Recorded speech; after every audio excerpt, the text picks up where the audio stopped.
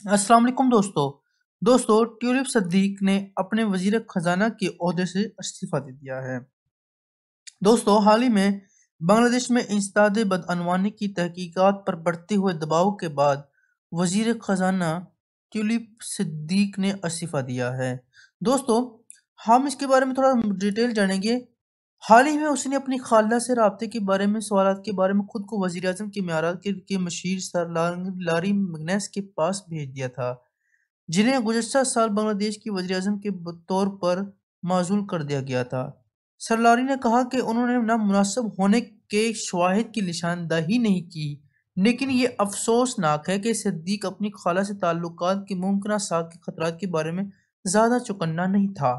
दोस्तों सिद्दीक ने अपनी इकोनॉमिक्स के बारे में आपको पता चले, सिद्दीक ने अपने किरदार के अंदर अपने कहा कि ये किरदार को जारी रखना हुकूमत के लिए खलफशार होगा, लेकिन उसने इसरार किया कि उसने कुछ गलत नहीं किया।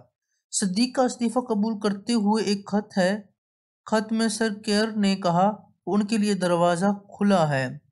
सिद्दीक ने, जिसके इक़्तिसादी सेक्रेटरी बराए खजाना के किरदार में बरतानिया की मालियाती मंडियों में बदअनवानी से निपटना शामिल था, का नाम गुज़श्ता माह उसके दावे की तहकीकात में सामने आया था कि उनके खानदान ने बांग्लादेश में इंफ्रास्ट्रक्चर के अखराजात से 3.9 बिलियन यूरो तक गबन किया था। दोस्तों यहाँ पर हम आपको बताएं, उनकी खाला साबिक वजीर बांग्लादेश साबिक बांग्लादेशी वजीर आजम शेख हसीना हैं, जो अवामी लीग की सरबराह हैं, जो गुज़श्ता साल माजूर होने के बाद जिला वतनी इख्तियार कर गई।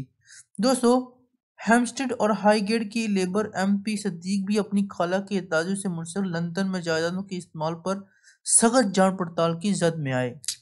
फाइनेंशियल टाइम्स ने रिपोर्ट किया कि जायदादों में से एक किंग्स को इसमें एक फ्लैट उसी हाल में ही मौजूद होने वाली बांग्लादेशी हुकूमत से मुंसलिक एक शख्स ने दिया था। मेल ऑन संडे के मुताबिक 2022 में सिद्दीक ने फ्लैट को तोहफा करार देने से इनकार दे दिया और इसरार किया कि उसकी वालिदैन ने उसे उसके खरीदा है और अखबार को खबर शाह से रोकने के लिए कानूनी कार्रवाई की धमकी दी थी।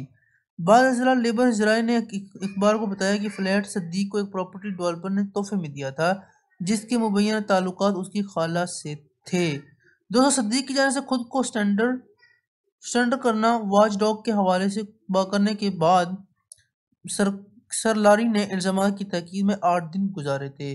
अपने खत में सरलारी ने कहा कि सिद्दीक ने इस बात को तस्लीम किया कि एक तवील मुद्दत के दौरान वो किंग्स क्रॉस में अपने फ्लैट की मलकियत की इब्तिदा से लाइल्म थी। हालांकि इस वक्त तोहफे से मुतल्लिक एक लैंड रजिस्ट्री ट्रांसफर फॉर्म पर दस्तखत किए थे। उन्होंने कहा कि रुकने पार्लियामेंट इस तासुर में रही कि इसके वालिदैन ने उसे फ्लैट दिया था और उसे पिछले मालिक से खरीदा था। इसकी वजह से अवाम फ्लैट की अतिया करने वाले की शनाख्त के बारे में नादानस्ता तौर पर गुमराह किया गया।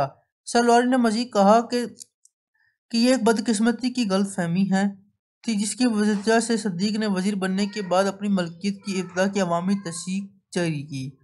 दोस्तों खत में यह भी कहा गया कि सरलारी ने कहा कि रिकॉर्ड की कमी और वक्त की कमी का मतलब यह है कि बदकिस्मती से मैं मीडिया में हवाला जात बरतानिया की जायदाद से मुतल्लिक तमाम मामूलात के सिलसिले में जामे सकूल हासिल न करने में नाकामयाब नहीं हो सका।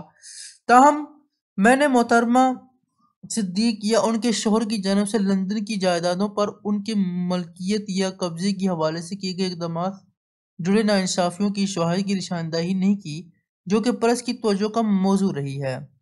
दोस्तों उसी तरह मुझे मोहतरमा सिद्दीक की मलकियत या अवामी लीग या उनसे मुस्तक़िल तंजीमों या बांग्लादेश की रियासती मुतल्लिक़ सवाल में जायदादों पर कब्जे से मुतल्लिक़ किसी गैर मामूली मामूलियाती इक़दामात की तजवीज़ नहीं मिली।